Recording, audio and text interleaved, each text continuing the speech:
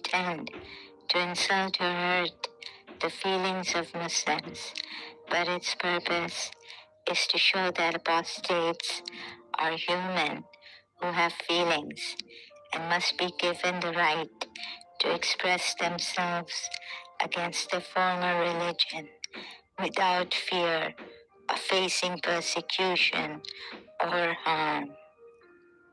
Simon Wilder, quoting Walt Whitman, Song of Myself, you shall no longer take things at second or third hand, not look through the eyes of the dead, nor feed on the spectres in books. You shall not look through my eyes either, nor take things from me. You shall listen to all sides and filter them from yourself. Move ye with honors. Just when you think you know something, you have to look at in another way. Hello, have to come here early. Not feeling well. I don't know why I cannot go uh, live on my second channel. This is what I wanted, to go live on my second channel. So here again, I had to come here and check. I can come live here. So I wanted to do a bit of tell my second channel also, the subscribers there. Although my message will not be heard by many, and the Muslims will get their way because a lot of followers, Muslims, have. My channels don't have so many followers. So again on this, Islam is a religion of lies and betrayal. So sorry for the background sound. It's going to come on and off since morning.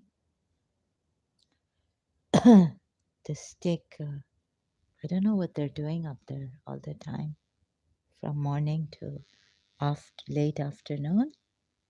Every day this happens. And now it's stopped for a little while. Okay, since childhood, I've had my case that some things put on me, I don't know. Or, yeah, so I'll say what I felt now in retrospect, that I do believe in black magic and the influence of others on children. So I was made to become stubborn and rebellious against my very wicked grandmother, and what she also did to my mother. So I felt a certain, growing up in a Shia family, I also felt hypocrisy and deception. I mean, I've seen in the Sunnis too. Not every Sunni is a true Muslim, right? And not every Shia is a true Muslim. So that went on, and I avoid, like I would just get it off my mind that my religion is the true religion, and all this. Uh, and then my enemy in 1999, when I'd grown up now much in my 30s, became very strong and started to attack in a way that it is unspeakable. So Muslims, there's hypocrisy in this religion. My father, certain things my father did, and he used to recite ziyarat in majlises. So, and I think he expected us to be perfect because Shia Islam was going to save us and Pakistan. That's what he felt. Now, I think, and although in So there are many things like the system helps such people because, my father, being a male in a Muslim religion, Islamic religion, as a Shia Muslim, the not only the world system helps such people, but the Islamic rules help men. The religion is for men, so they can do muta with ladies as much as they like one after. Yeah, they can keep it for 20 days, 30 days, 40 days, 50 days, a year, and they can even marry the person if they like. But so, but the wife has to remain um, without her husband. So the husband gets to marry temporarily what the muta is, but I think it's not fair for the wife actually. And as my personal experience, I when I saw my father once in Singapore, then later on I thought that my mother should uh, divorce my father, or and what I found out later on is that he could get married, and so we didn't have anyone to support us financially. I was also in my teens, 16, 15, 16, no, 16 years old when I found out, or 17. And they had separated me from my loved one, my teacher. So you can't be with the teacher because, you can't love anyone except for your husband or something like this, in this, or your family member, aunt or someone, because the Muslims they talk, even the Muslims talk that this could be, uh, wrong things about the person. So coming to reality check about Islam in Pakistan and having a Muslim family. So sorry, I have this bad habit. Since my father used to smoke in childhood, I used to take the ash from him, and my mother also learned to smoke from him. So this Kashmiri guy, a worker, he was a jack of all trades, and he was also a Shia Muslim, told me to take a puff. And I coughed. I took a puff. I listened to him. He was in the kitchen at that time. And since that childhood time, when I used to take my father's ash, just ash and throw it like his, and sometimes what I did, yes.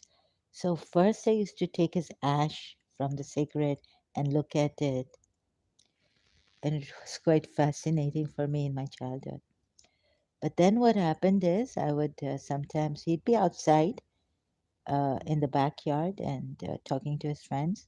I would take his cigarette when he wanted to extinguish it, and I'd say, "Give it to me, Daddy. I'll take it in the." So I would take it to the. That's all I used to do. I never smoked it. But when the work, I used to take it to the kitchen and extinguish it there in the sink, tap water. So as honest and as this thing I can be. So what I did, what the worker did, was tell me to take a puff and how to smoke. And that was really bad of this Kashmiri worker.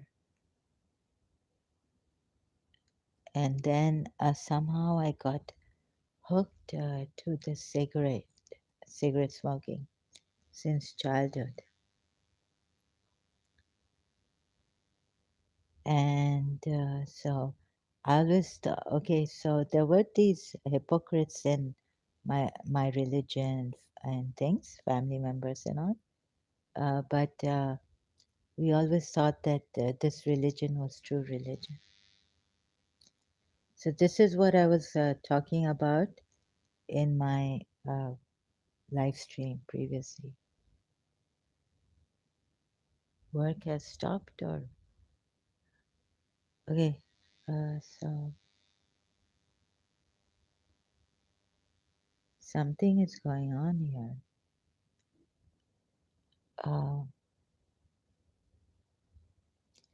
so the I'm afraid that my enemy is going to discredit me, and already they know the weakness. Like from the very beginning, my father used to say that I'm emotional. You know, like my mother, he was very practical and very cool and all this. So I would be in loss because rebellion, rebelliousness, emotional brings out, you start to get angry, and that's not how a lawyer is supposed to work. And a lawyer is supposed to be very cool. So I even lost out. What's happening to my internet here? I even lost out on. I just saw this loading problem here, live stream. Okay, maybe. So I even saw. You see, what I saw was that Muslim men can get away, but Muslim girls, they have no other way but to do hijab while the men get away. With this temporary marriages and all. And so I asked my father about Iran once, and I said I don't agree to this mandatory hijab in Iran. So I still don't agree to it.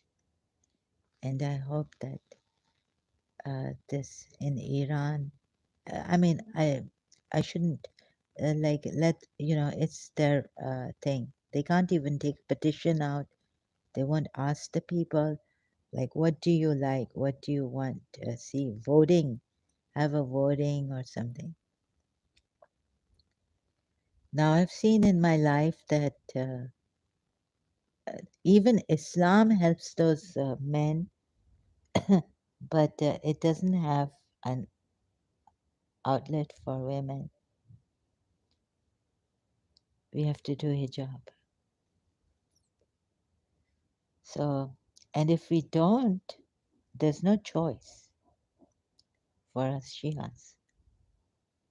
Our hair, we were told in the grave, there are such, first of all, so many azabs, punishments in the grave.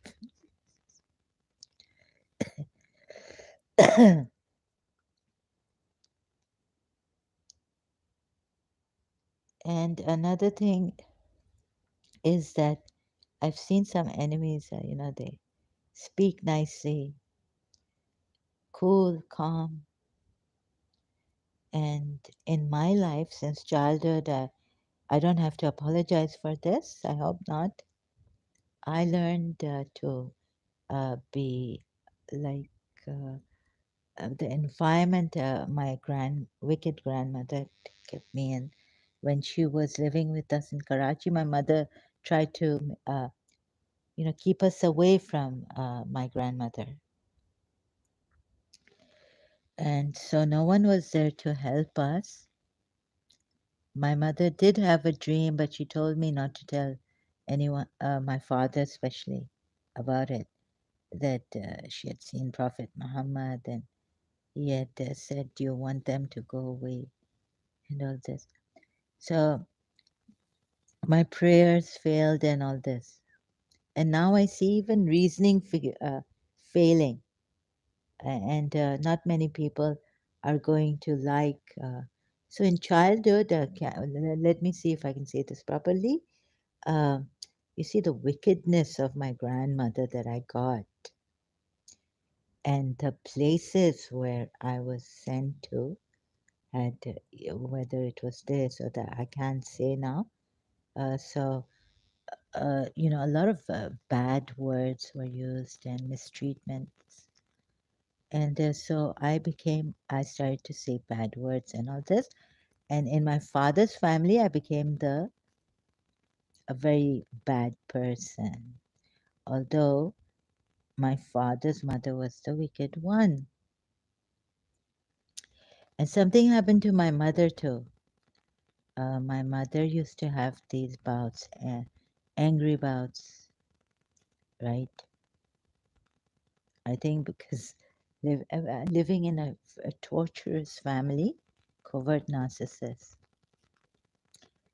So we had Allama Rashid Torabi, who gave my mother prayer to have a child. Her firstborn died, my baby sister, before I was born. And I was the first surviving girl, daughter of my mother, after Farah, after the firstborn of my mother died. And that was due to, I thought, Allama Rashid Torabi's dua for my mother that my father got for her from him, from Allama Rashid Torabi. Uh, and then I survived in this very wicked, in the hands of my grandmother. I survived, and then thank God they left for Dubai. So I thought we would have some peace. And then we left for London. And like my mother was scared of them, and the grandmother had a knack for keeping me away from my mother, making me feel ashamed in a very covert, cunning manner. Uh, using someone else. So when they would come to London, then for 4 months they had summer vacations of their children or grandchildren. And so my mother wanted to go back home to Karachi, leave for good, leave London for good. And the other thing is that, see, I don't have many followers, and my behavior does get, so I don't get along with many people, Pakistanis, or um, so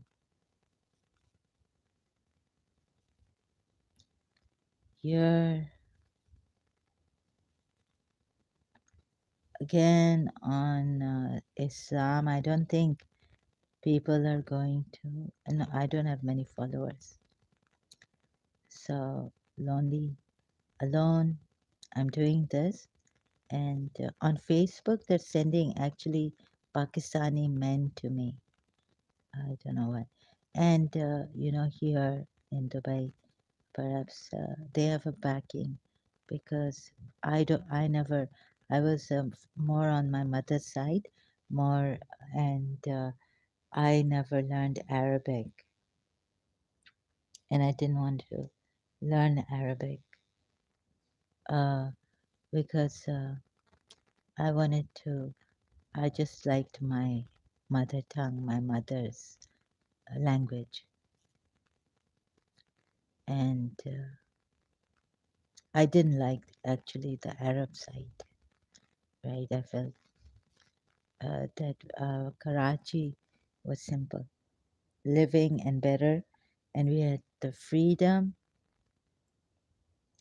to live there. But unfortunately, after my mother's death, I had to take help from UAE, not knowing Arabic, had lived my most of my life in Pakistan, Karachi, and there also, like the Sunnis are in a majority, so we Shias get it there, and we got it, and also because of when I was separated from Istisa, I felt that somehow I didn't belong in Pakistan either, in a Muslim country, and that I craved to go back to where my father had taken us, that was London.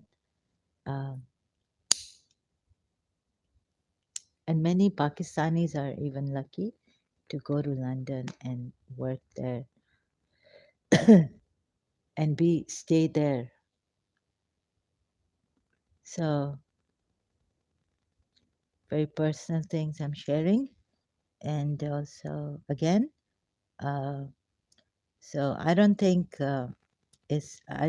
we're going to win in this. The Iranian freedom, because you see, they use politics and they use America,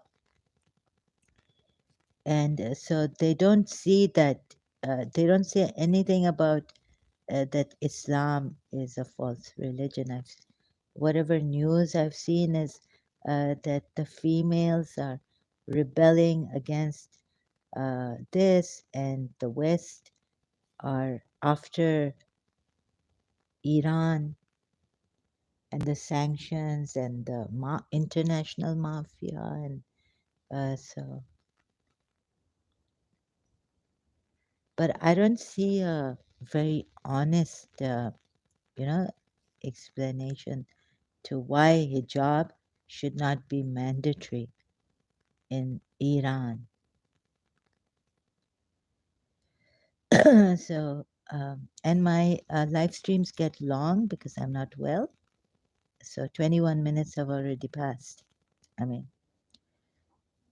so hardly anyone is going to really help out because I've I've lost out on the Shia side. I've lost out uh, on the Sunni side. I've lost out in my life, in my relationships, because I felt someone interfered when my relationship, I could have gotten married to someone, but there was something. So everything in my life has fallen apart, and now I'm financially dependent on UAE, right? My father's country, and it's an Islamic country. Uh, so you see,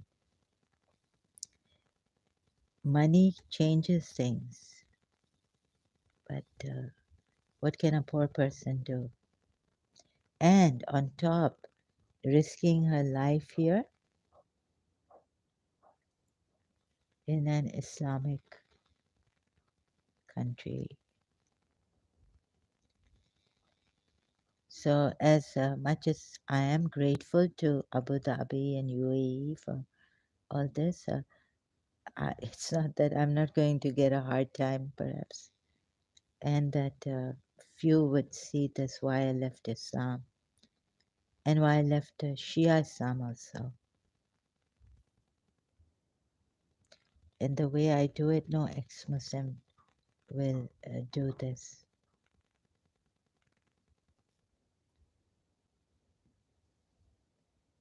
So,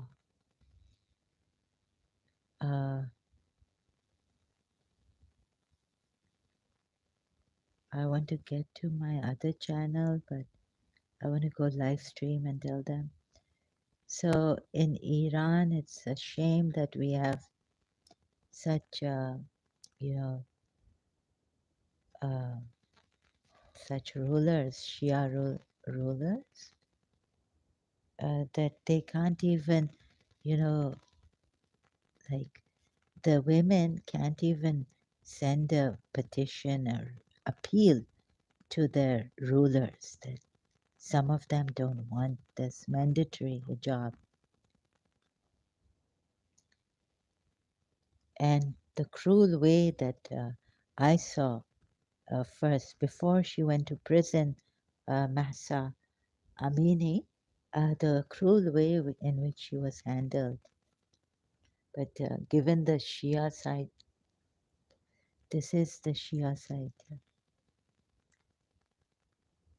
Shia way, right? To cruelly manhandle, because that's the way it is. That's the way it will be. Strict laws. They can't. They can't even control their police. These guards or hijabs, whatever they call it. So I don't even, I forget what they call. Maybe I have now. uh, Alzheimer's or something. So you can laugh at that or you can point fingers at that. And one thing about Iran is that they want to hold on to Shia Islam. You see, Islam has won in Iran, in Saudi Arabia, in every part of Islamic country. It's winning.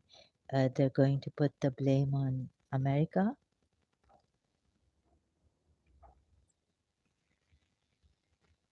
and so not that not to to be decent enough, to be honorable, noble people, to say that even if this Western they're whatever they're doing to us, that doesn't mean you hold on to another lie and you say yes, we have lived a dignified life and Islam is the best and no one dare threaten Islam.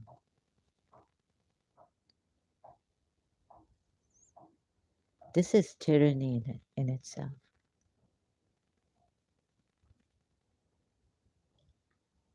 So as you can, I can see that no one is here, and I'm not. But I'm going to rant, and I'm going to still speak. If one person can hear me, a true person. I want an honest person. I don't want fake people, please. I want people to reason with this religion, who can reason, who can see how what I've shown you here. Reason, weigh the what is for the women and what is for the man. And there's only marriage. You can't have, like, let's say if I loved a teacher and she could have become our family friend, but she couldn't. She was a Christian. And we can't touch Christians if they're, at one time. But now, I don't know, the things changed because they were, if they're wet, you can't touch a Christian. And you can't keep friendship with Christians. One of my Christian teachers from St. Vianney's in Karachi was transferred to Saudi Arabia because I think she was coming to me and there's someone behind this doing this. That my Christian teacher said to my mother, meeting her at a Mela carnival in Karachi, that I don't have the heart to tell Zara. That's how the Christians used to call me, pronounce my name. So please tell her that I'm leaving for Saudi Arabia. I think she was transferred in retrospect. So we can be friends with Christians, but we can live in London and enjoy the benefits in London they gave us. We could talk to men, boys, without having that fear.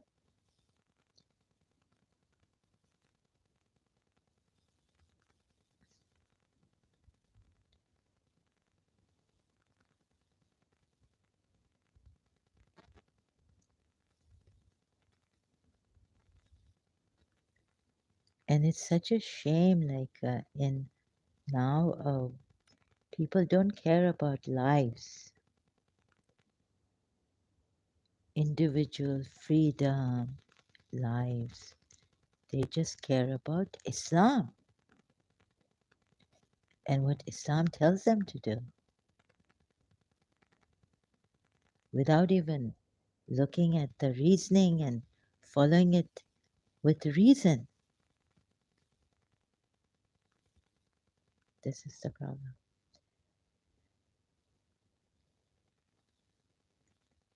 And I'm sorry to say, I saw that.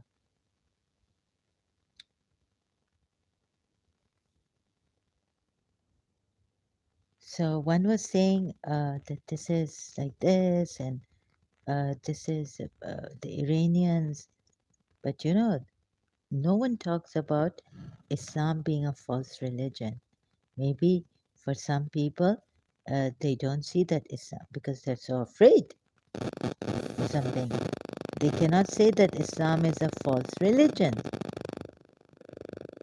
Here, I put it here. Islam is a false religion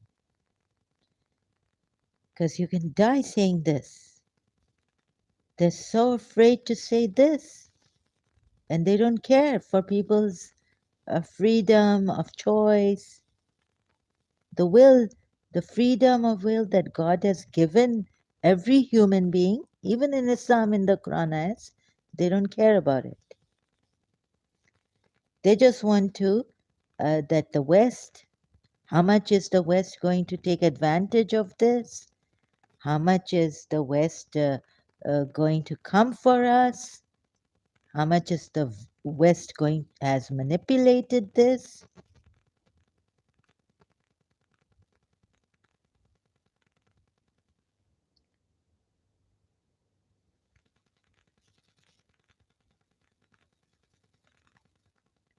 So I guess I'm the only Shia, and there's another one, Sarah Heather, but I guess from North America, and you say she must be, uh, you know, paid by the Americans.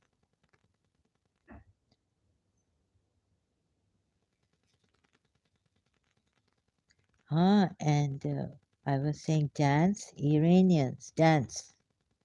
You see, in my own experience, forget Radharani and Krishna. Sometimes, I would want to dance to like Dil to Pagal Hai She. I don't dance for people or anything, but just in my room for my experience, to bring out my emotions, venting out emotions. I love dancing to express and vent out the emotions.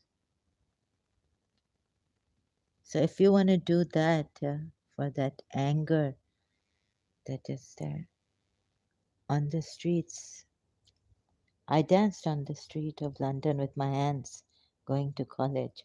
No one said anything to me. I had that much freedom. I could hop, and the Londoners are very good. They just do their own work, and as long as you're not encroaching upon the rights of others and doing something that would, you know, perhaps harm others, you can hop on the pavement, walk, not walk, but hop in London, and no one will say anything to you. As long, well, I experienced that no one would say anything. You can speak in speaker's corner. Maybe if you spoke against King Charles or something, or the Queen, maybe you'll get imprisoned. So even London is like I heard from Hatun Taj that the police don't help her. So we'll be whatever is coming our way.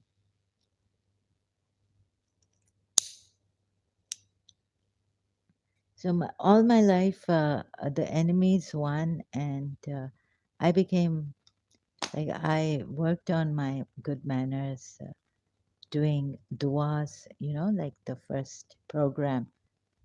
First thing was to have direction, have the duas. The first step was I had another saying on my wall that prayers are a staircase to God.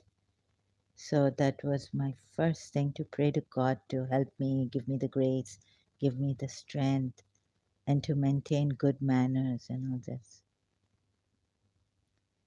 That didn't work. Uh, So I was the reason why I'm saying all this freedom for Iranian females as Islam is a lie. So the introduction is that I'm failing, and I know we're going to fail because the Islamic leaders, they you can see how they won't listen to your petitions, to anything. They just care about what the Western people and how they fear that the Western people will manipulate this and use this, and Iran would be go back to being Paris, like in the time of Shah of Iran.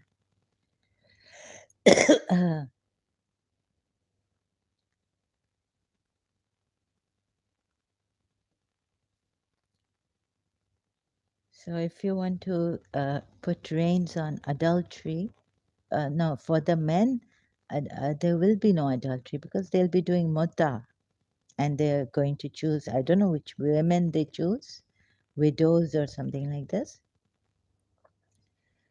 And then up for the muta, they choose women. Women of which sort? Muta. Let me see.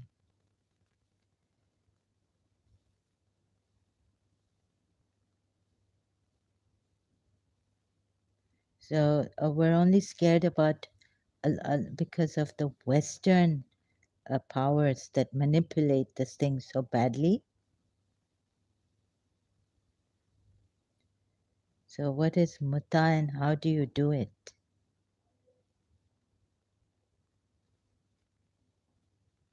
Sayyid Saeed Akhtar Rizvi, completion of argument. Let's see what is. According to the Shias, it is a very good deed to use women after giving them some pennies without performing nikah. What? With them? Without performing nikah with them? It is even that, God forbid, it is permissible even with Sayyid women after giving them some money. This is so because they believe that performing muta, no, this is from perhaps a Sunni. It can't be a Shia, right? This is what the Sunni Muslim, non Shia Muslims think. Let me see. Not receiving inheritance is not a proof that a woman is not a wife of a man because demiya, wife, slave wife. I have purposely used the phrase some Shia scholars because a group of Shia scholars, so this must be from a Sunni, it's on a Shia website, okay. I have purposely used the phrase some Shia scholars because a group of Shia scholars are of the opinion that a wife inherits the husband in muta also. Alam al Huda Sayyid Murtada writes in Kitab al Intisar. Not receiving inheritance is not a proof that a woman is not a wife of a man because demiya, wife, slave wife, and husband's murderer wife, are neither his inheritors nor is the husband their inheritor. However, they are wives without any doubt. If a wife is disobedient to her husband, her maintenance is not obligatory on the husband, even though she may be a permanent wife. This is a uniform verdict among all Muslims. There's no divorce in limited marriage, i.e., muta. The reason for this is already discussed above, as this marriage is dissolved automatically after a stipulated period. So, as I was worried for the Shias, I would like some honest Shias to come here. I would be honored. And please let us use reason. Okay? I hope I did not say this in anger. And if my anger comes, a tone comes out, know that I'm really, really hurt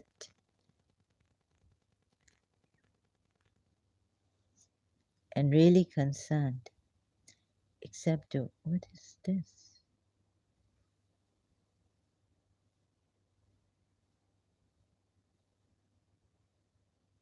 Oh, I can't go to the official. Oh, I want a Shia's.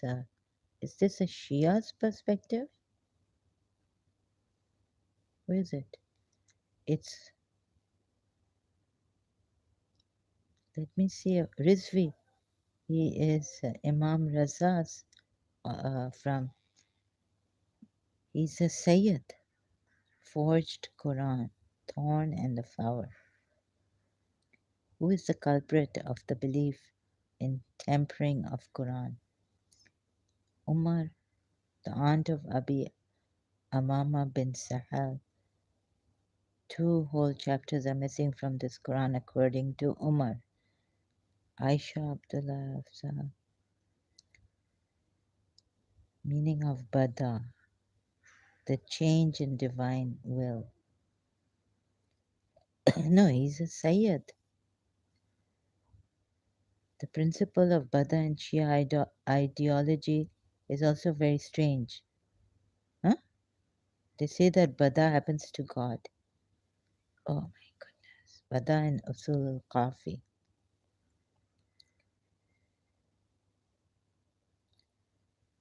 So if you're scared of Americans and what, here we are, okay, and I'm telling you where I failed, my own weaknesses, but uh, those things coming into reality, reality does bite. I mean, there are Shias, and we feel I failed to help my mother, get help for my mother from a Shia alim. Finally, she died a tragic death. Yet, I wouldn't say that Islam is a lie because of all those things, but we can bring our personal experiences into light and say that, Islam has failed to help us. However, I didn't do that previously, and now I'm doing it. You see, for example, my personal life, my father's second official marriage, his children were well behaved, and I was considered as a stubborn, the firstborn, surviving born, so spoiled. And my mother was a Shia. She married my father when she was 13 years old. I saw my mother suffer, but no alim ever came and helped us. And my father's from that official wife, now she's passed away some time ago, before my mother passed away. Her one daughter wears hijab and very good behavior and all this. Good.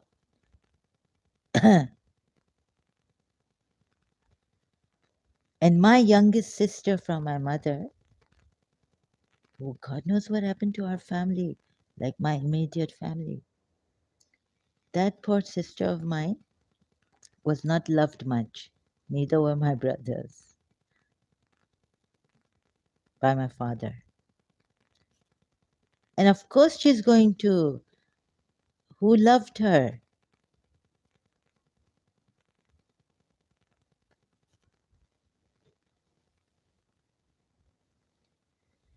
So I'm bringing my personal things in the forefront.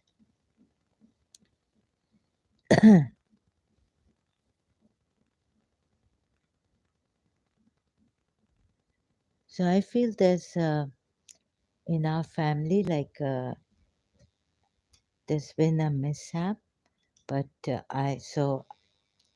religious crisis I had when I was going to that poor Christian lady's house, and when uh, what happened is when her sister told me that you're a Muslim, you can do this, and rightfully so, she said it, because I haven't seen a Christian man even in her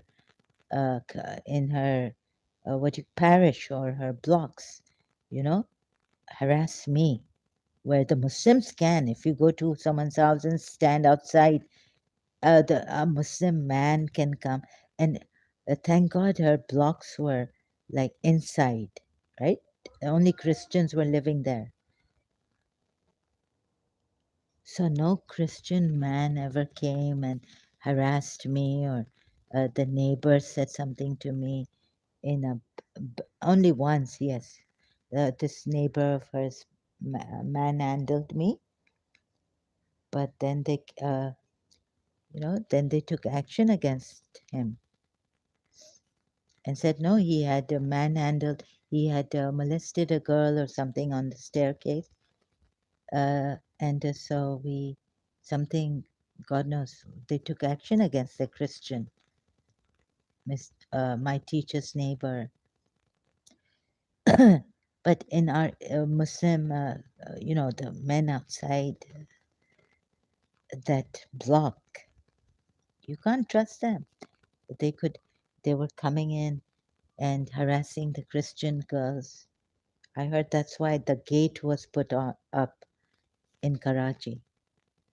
That block didn't have a gate, but it was like isolated in a corner somewhere, and full of Christian apartments, full of Christians. Only Christians can own or rent out an apartment, own an apartment, I think. It wasn't for rent.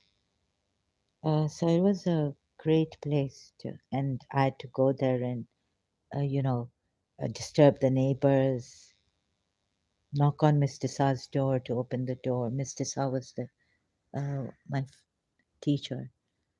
They separated me from. So what is this nikah and how does it happen? Let me see.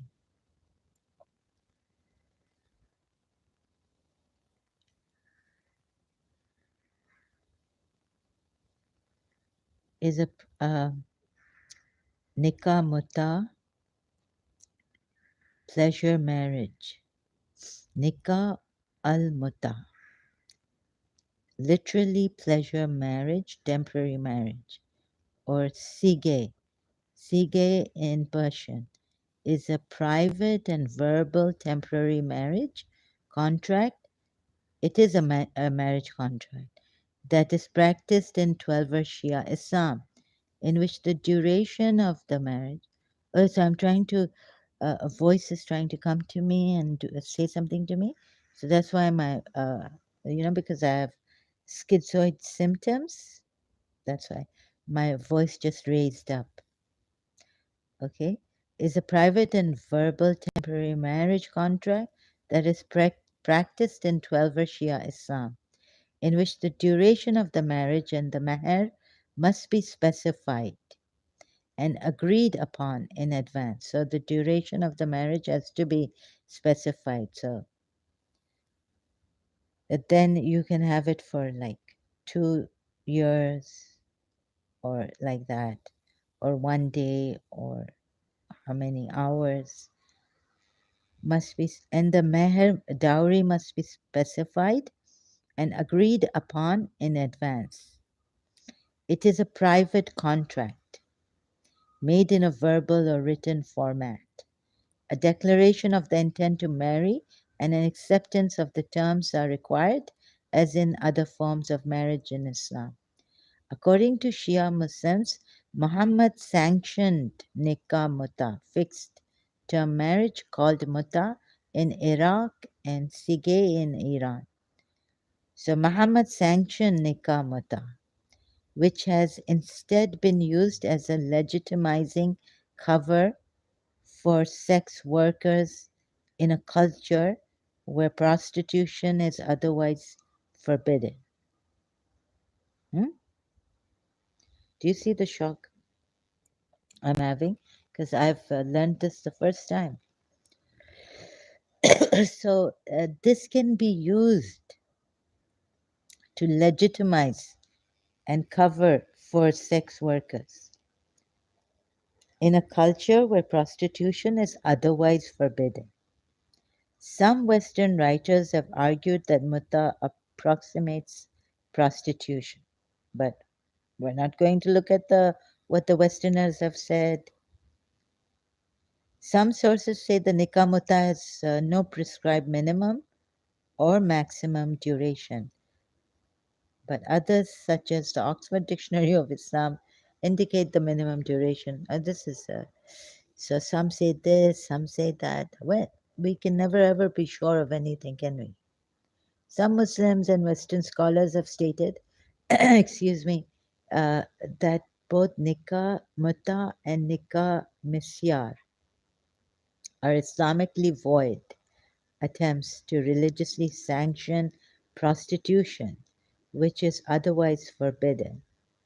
The Zaydi Shia reject mutta marriage. See, now there are Zaydi Shias, Ismaili Shias, Bori Shias. Contents background. Historically, there are many types of marriages used for various purposes as opposed to a full marriage. In mutta, some of the rights of the husband and wife are non existent. Some of the rights of the husband and wife are non existent. This was primarily used by those who could not stay at home with their wife and traveled a lot. For example, a traveling merchant might arrive at a town and stay for a few months. In that period, he may marry a divorced widow. Yes, and they would take care of each other. When he has to leave to the next town, I think not down, uh, it says down here, next town, the marriage is over. And he might sign a mutta contract at his next place. Although in modern, but the wife, the first wife, is supposed to stay at home or travel with him. But let's say, like my mother, she wanted to stay at home, stay in her city for the children also, the schooling and all.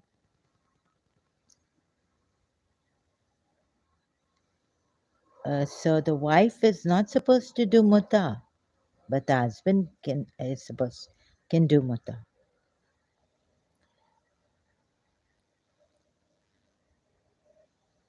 And not that my mother kept quiet, but my mother complained to her, to my father's family members, eldest brother, that you send, why do you always send my husband for business trips? Because she wanted her husband to be with her at one place. Oh, so this didn't stop because my father wanted what his family wanted. And so it was mishandled. When he has to leave to the next town, the marriage is over and he might sign a mutta contract at his next place with another widow, perhaps. Although in modern times such a thing is considered obsolete due to the availability of fast travel and primarily exists in Iran and Shia regions for sexual pleasure reasons as a means of halal dating. So keep your hijabs mandatory, and maybe you know you have someone who loved you, a Muslim guy in school where you perhaps went to a. Is there in Iran? Is there segregation or is the co-education. So maybe, a boy fell in love with you, got married, so you'll do your hijab. But think of those women who got married at 13, at 16. My mother got married at 13. That's why I'm saying I've heard of the realities.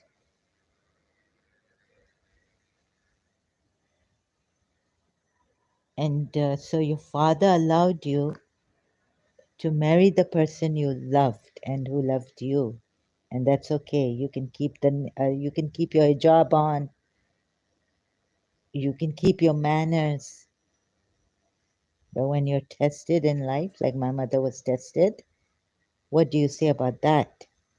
Where your husband is traveling all the time and he does nikah, muta, sorry.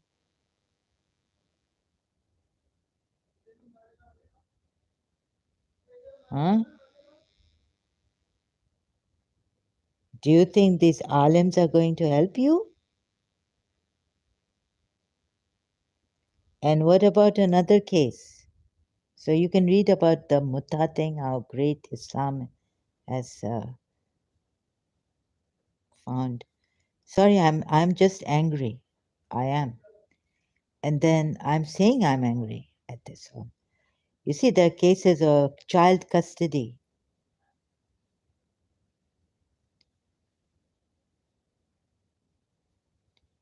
No, we'll see in Shia Islam. So you have a fairly normal life.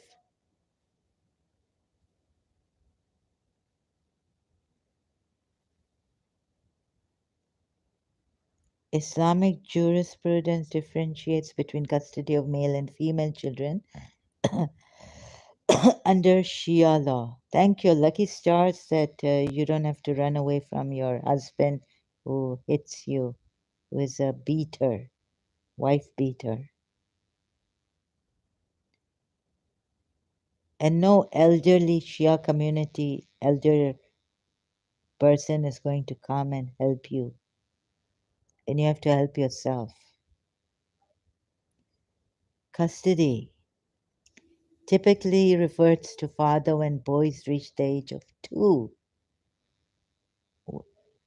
So let's say we have this rare case. You can say, oh, very very rare case. The Shia man is crazy, you know, and he beats the wife black and blue.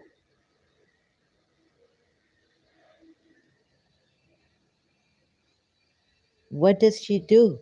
She can't go to court because it's an Islamic country. She's afraid. She runs away to her mother's house. Thank God her mother's good and takes her in and doesn't say, oh, what are the people going to think? So she has one child with this man, and when he starts to bite or harm the child, baby, she takes her baby and runs. But who gets this baby? After 2 years, the man gets the baby. The husband gets or the ex-husband, if he ever divorces his wife, because he has the authority to divorce. The woman can only ask for divorce, and that would be a khila. A khula, they say khula. That would be in our language. Maybe it's how do you call it in? So we have to look at these cases, rare cases also. Are you concerned about the only the normal cases or the rare cases that happen?